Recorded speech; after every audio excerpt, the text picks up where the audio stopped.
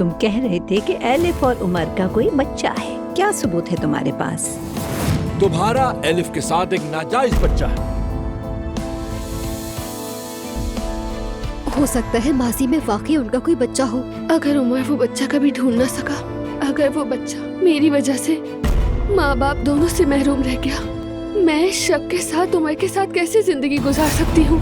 आयशा का तुम जैसे दागदार माजी वाले आदमी के साथ कोई मुस्तकबिल नहीं हो सकता।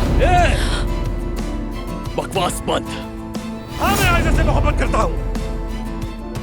सच है ये, सब कान खोल के सुन ले। मैं आयशा से मोहब्बत करता हूँ। मैं उसके साथ माजी को भुलाकर एक नए मुस्तकबिल के लिए तैयार हूँ।